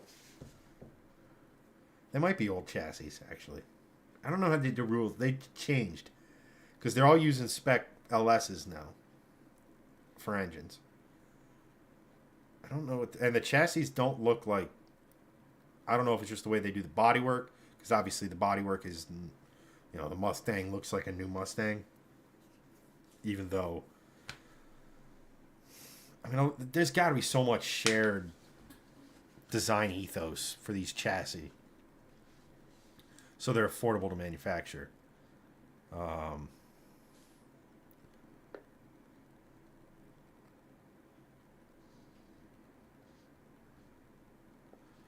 Sean goes, maybe just 12 inches. Isn't that how it used to be? Either GM pulls out a NASCAR next year or Cadillac will enter the chat. I think NASCAR is going to let Chevy do whatever the fuck they want to keep Chevy. Cadillac would be cool. And I think that would actually... Cadillac would be cool because then there would be Cadillac v Ford v Toyota in NASCAR. And in a few years, there could be Cadillac v Ford v Toyota in F1. Like, two opposite sides of how to attack motorsports. I think that would be really, really cool. But the thing is I don't know. I think Cadillac, the plan for Cadillac, GM's going to be in the same boat in the not too distant future. Because I don't know if the V-Series stuff is continuing as we know it. I'm pretty sure their plan was hybridization, EV, that sort of shit. Granted, a lot of people have stepped back from that, so the V8 stuff will continue. But yeah, Chevy's in a weird way. I honestly see them making an exception because NASCAR does not want to lose Chevy. I can guarantee that. I'm not talking GM. I'm talking they don't want to lose Chevy. Chevy's been there from the beginning. Same with Ford. Same with a lot of fucking people, but Chevy and Ford have been there. There hasn't been NASCAR without Chevy and Ford. And I don't think they're going to let Chevy go. I mean, I think it's it's catastrophically stupid for Chevy to not have anything interesting other than the Corvette. I mean, you could say the same about Mustang and Ford. But I don't know. I I think a lot of people think Cadillac is going to be the GM brand, and that makes the most sense because there's a V8 sedan in the Cadillac stable that the bodywork isn't going to be too dissimilar from the old SS's, even though it's very different in the real world. In NASCAR terminology, it's not. It's just... And also there's an element of part of me that's like, look, Chevy, if you don't want to make a car for the series, sorry, bye-bye. Like, you don't get to have your cake and eat it too. You don't get to make this transition to, oh, we're just going to make crossovers and EVs and also get to race in NASCAR when you don't have a car that competes in NASCAR. That, or make them just bring a crossover over and say, good luck. You're going to be the slowest thing ever to exist. Which obviously won't happen. But Sean goes, swap a Volvo numbers, V8 into a NASCAR chassis. That's what I'm saying with this. You could put a white block in it. You could do a Volvo engine. I mean, I think it would be really, really cool. And not... So the hardest part would be from a sanctioning body, making sure every engine is kind of in the performance window. You know, obviously turbocharged cars are going to have an advantage in certain scenarios.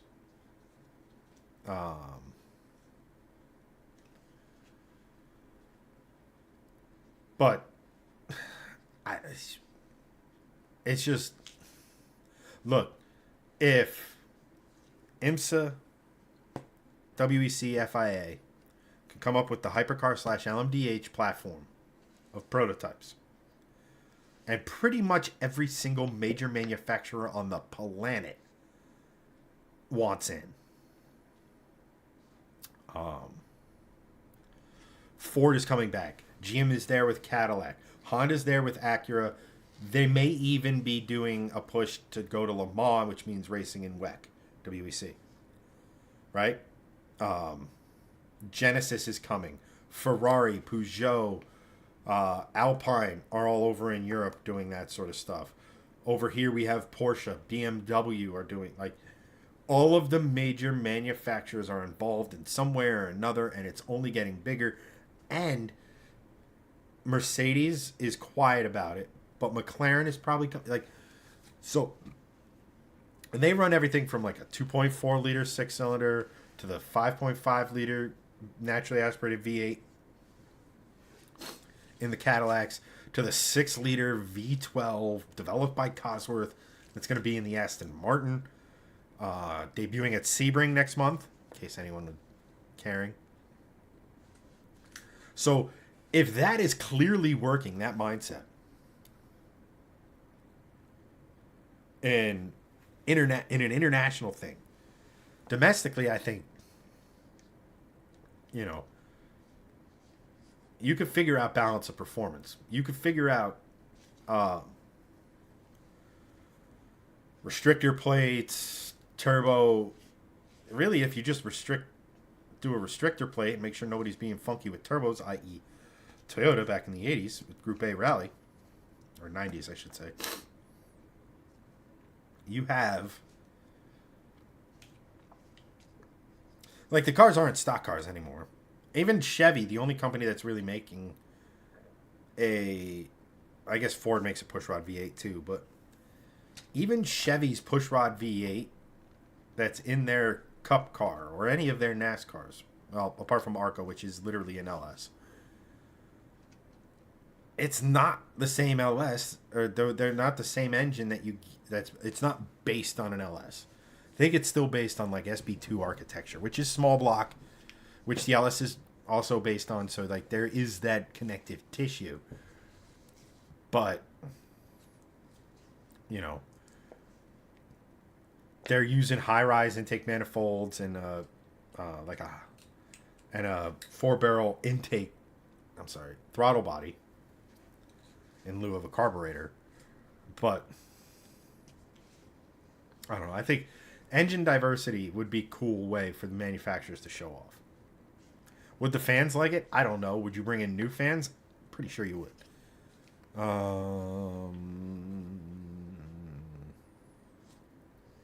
Steve goes, there was an Xfinity driver / owner this past Daytona Xfinity race that used the 2012 Casey Mears Cup chassis and threw a newer Xfinity shell over it.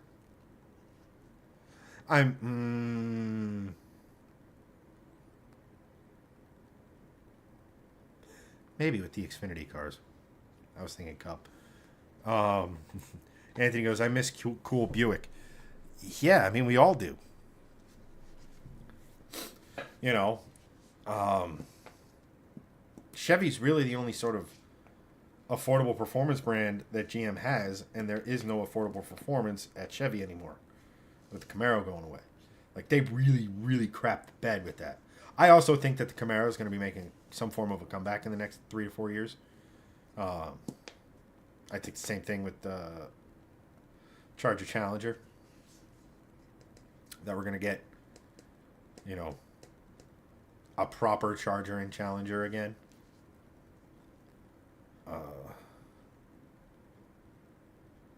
This is the old Skylark. Excuse me one second. I'm just going to grab another drink.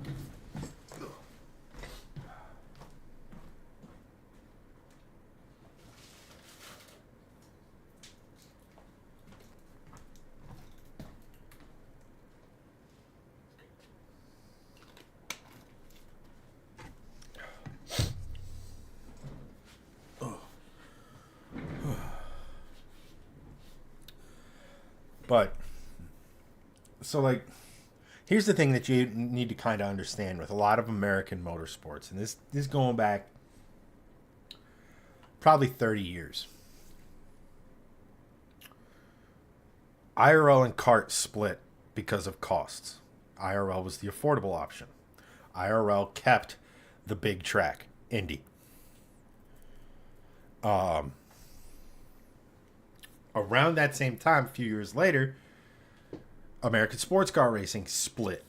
Granted, sports car racing was in a very, very weird way, called around the turn of the century. Ugh, I feel old saying that. And it had a split in it as well, but that was more because there was no real, like, the World Sports Car Championship had folded. There was a lot of these little series here and there. There was no real global rule set. Most of the series allowed cars that were built to the Le Mans rule set because Le Mans was such a big deal. But Le Mans operated as its own independent entity for years around that time. Until Don Panos came up with the brilliant idea to have sort of that Le Mans spec series, i.e. the American Le Mans series, where it was the Le Mans rule sheet, but they raced here in America. Duh, American Le Mans series. But they were actually an international series. They raced all over the place at first.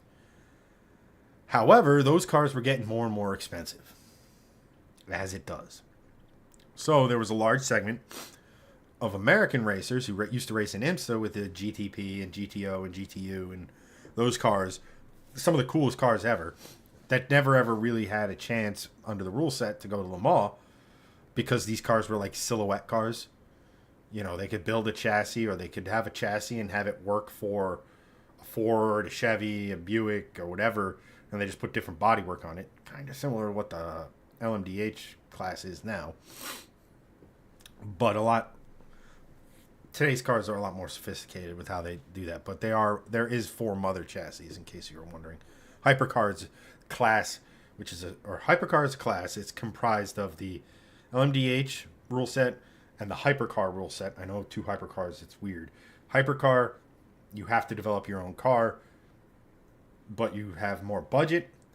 LMDH, you develop your own car, but you already start with one of the 4 approved chassis, so you're really developing a body, minor suspension changes, and an engine. At any rate, so you had American Le Mans Series and Grand Am in America, which were 2 different ideas. But guess what?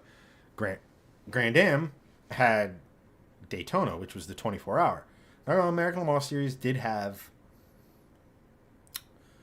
Sebring, which is a big deal in an older endurance classic than Daytona 24.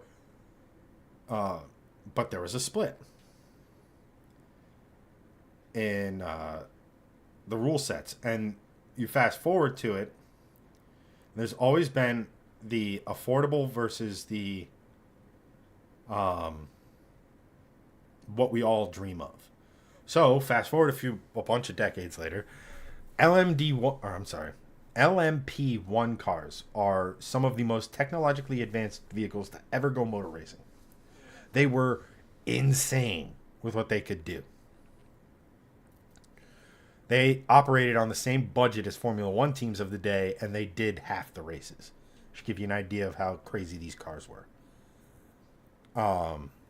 But cost. So there were only at its peak. Well, not at LMP1's peak, but towards the end of its life cycle, the best they could manage was 3 teams: Toyota, Porsche, Audi.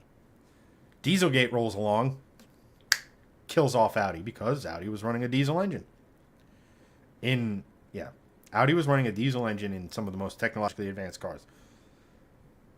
That will be a video at some point, the way Audi is the Giga Sweat of the motorsports world, if you really look back at their history. But the point I'm making is the affordable series all won. While LMP1 was doing their thing, over here in America in IMSA, we were doing the modify. They're really an LMP2 chassis. Modify the chassis, put an OEM look on it with an OEM engine,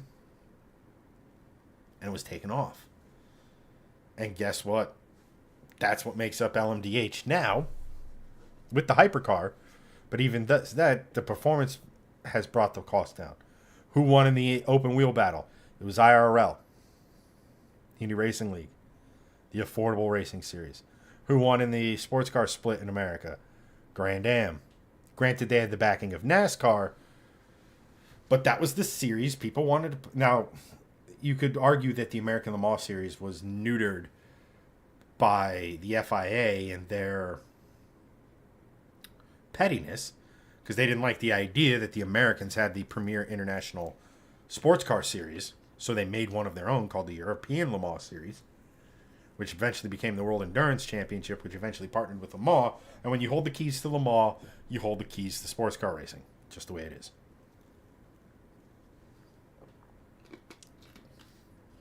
But, so, that's a long-winded way of saying that the series that focus on providing good racing and have enough tech, have enough to keep the consumer, like, somewhat involved. I mean, NASCAR has never given a shit. I mean, maybe back in the day, but, like, they hit a tech window, and then they just push rod V8s. They only recently switched in fuel injection. They only recently switched to a 6-speed sequential, transaxle. They only recently switched to carbon composite bodies.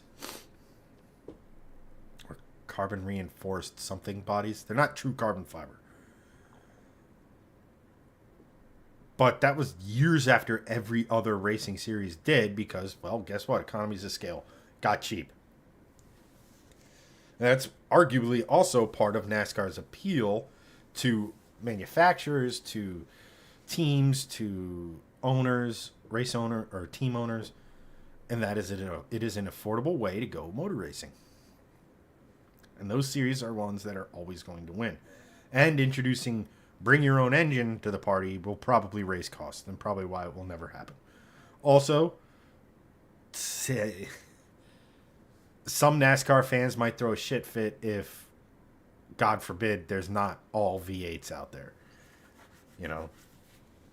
But shit, Toyota could run a 2UR. If they wanted to. At any rate, guys are on a Buick kick. Let's just take a quick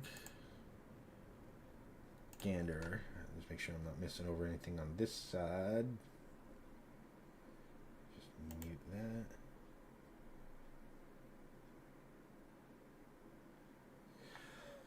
All right. And lastly, Sean goes, bring back the Buick Roadmaster wagon. I'm actually mildly shocked that the Roadmaster hasn't come back as a crossover.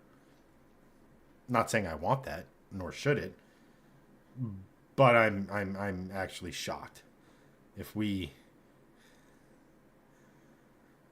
the the philosophy behind the Roadmaster is the modern philosophy of crossovers, as much as that pains me to say. But on the shut up,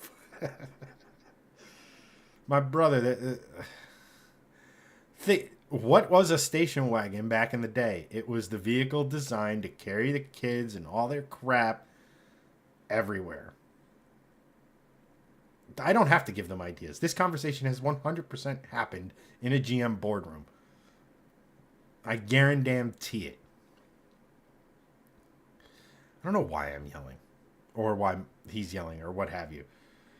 I did mess with some of the audio settings on my mic because I noticed my Dale at the 24 video was really quiet on YouTube. I don't know what happened. It was fine on my computer, but it was quiet on YouTube. I don't know. Anthony goes, Wagon elitist jerk for life. Yeah, but I mean, what's the other one? Shit, what's the... Oh, it's going to bug me. What's the station wagon in that 70s show? Crap, what the hell is that? Oh, it's right on the tip of my tongue. Vista Cruiser. Right? But, again, as much as wagons are cool, and this is the flip side of the argument. The design ethos behind wagons is the same as crossovers. But a wagon is a more fun vehicle to drive. And it's not really all that different from a crossover in the sense that you just scale it. You make the proportions shorter. And the same line of thinking that goes into a Roadmaster crossover is the same line of thinking that goes into me saying that there should be more freaking wagons. People don't buy them because people who buy cars are idiots. Boy, we struck a nerve with the wagon talk here. Sean goes, I'm still bummed we never got Utes. And the Ranchero and El Camino don't count. They absolutely count. They're literally Utes. Literally. That's what they are. They just happened a long time ago. And the Australians kept making them.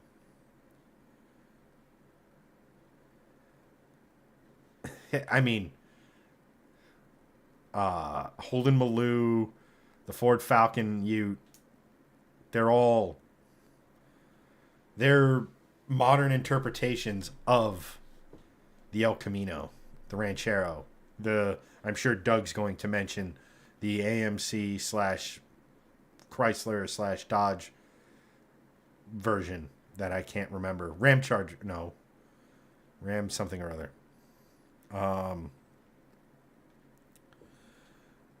Anthony goes, a wagon is more flexible. Good thing your most recent car purchase was a crossover then. And wagons always drive better. Well, yeah, lower CG, better aero. Not that a lot of us drive to where we need aero. But it helps, even at slower speeds.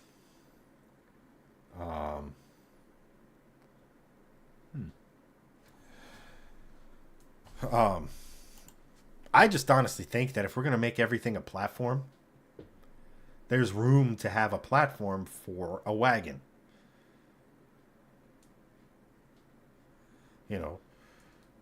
It doesn't take much. You don't need the extra height of a crossover to fit the driveline of a crossover. Now, I get it. They're not the most exciting things in the world. Mostly 4 cylinders, some 6 cylinders, etc. But if you were to take almost any crossover and just sort of do this with it, it would make a pretty decent looking wagon.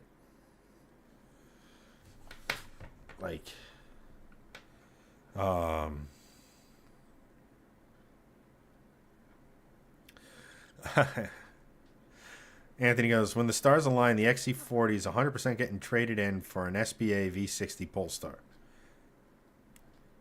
Glad to hear it, my man. Sean goes, but the electric Nugget is actually cool. Oh, well, as it stands now, the V60 Polestar It's a plug-in hybrid. Well, that's the game you play when you play a Volvo in the modern age. That's just who they are.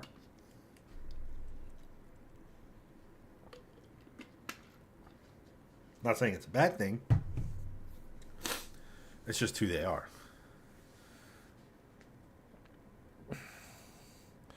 And Anthony continues with, I may yet keep the XC40 depending on what it's worth at the time. I mean, if it depreciates like an absolute, lead submarine,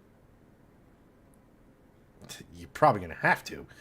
If it doesn't, if it keeps its value, and from what I understand, those things are holding their value better than a lot of electric cars at the moment. You might be able to quote unquote trade up.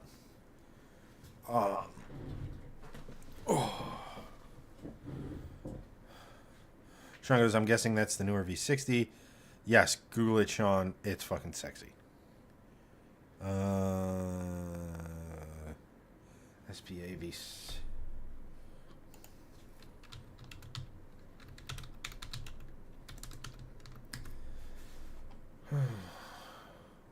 Oh, yeah. That's one thing. Volvo does the styling thing really, really, really well. And those look really, really good. Now you put a real engine in it and get rid of the hybridiness. I think you got something. I just don't like the weight hybrid shit adds until we figure that out. I know it's low down, the center of mass, all that other physics stuff, but it's just a lot of extra weight.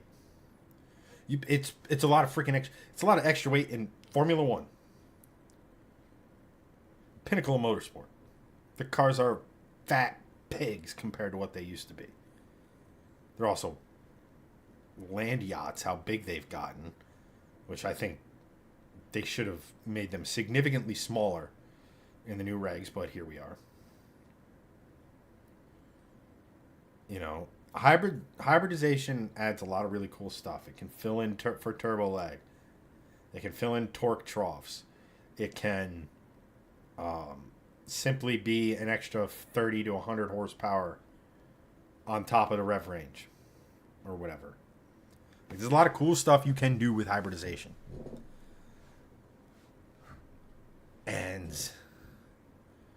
But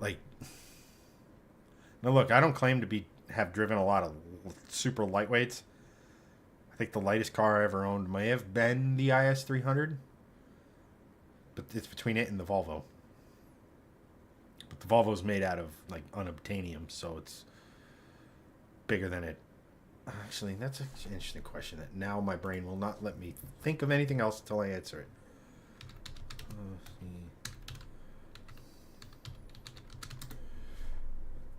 Between 29 and 3,200 pounds.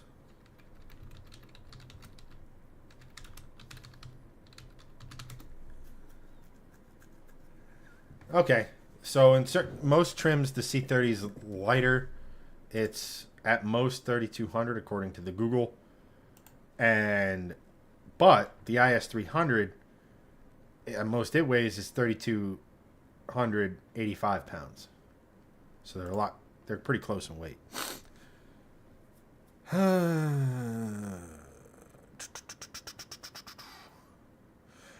Take it easy, Steve. Thanks for everything again, man. Appreciate you. Probably going to be calling it soon anyway. I'm fading redonkulously fast. Sean goes, at least the lead submarine has value in the lead. I mean, it does, but it doesn't at the very bottom of the ocean. And he goes, I will say I am actually in the green zone on the XC40. I picked it up at the bottom of the market, and it's actually appreciated a bit. That's awesome. So there's not a lot of electric cars doing that. But I always had just from the way you described it, and the fact that you came all the way up here for it, and the fact that I know you are a learned man and who does his research and is on the ball with all this sort of stuff, I had a feeling it wasn't a we have to have it kind of a thing. It was a this is a good buy kind of a thing, if that makes sense. Sean goes, or ballast weights for your drag car. I mean, yeah, but what is look how much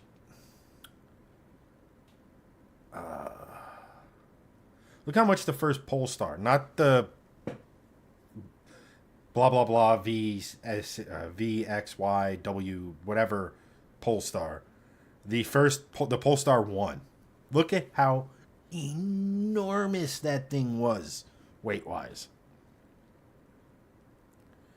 It was a tank. And I get it. Most of us won't drive a car to where we'll feel that significant amount of weight ever. But like I said, I don't really have light cars. Like we said, the C30 was somewhere around 3,000 depending on spec. You know, like my current car, the Mustang, you know, is 500 pounds heavier than that. So it's not like I'm going out here looking for lightweights. But if you added a hybrid system to that, it'd be well over 4,000 pounds. That is a huge fucking vehicle for a fun car. All right, let's get through these and then we'll call it. All right. All right, guys. I appreciate you all. I appreciate the kind words. Appreciate you tuning in, watching, putting up with me. I appreciate some, Steve, appreciate some of your words and stuff like that. I know I've been kind of low energy tonight. Like I said, I'm tired. I apologize. But next week is going to be a ridiculously fun stream to do. Yeah, Sean, carbon fibers become cheaper and stuff like that. But if you notice, it's not offsetting weight in a lot of the cars that come with it hybridized. Go look at the... crap, what the hell is it? Now you're going to make me go down this tangent. All right.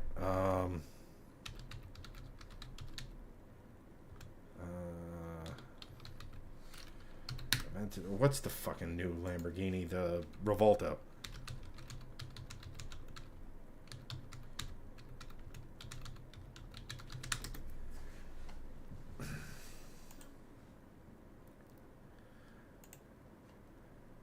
So, put it this way. The Lamborghini Aventador is about 39-ish hundred pounds. That's all-wheel drive, V12, wet. And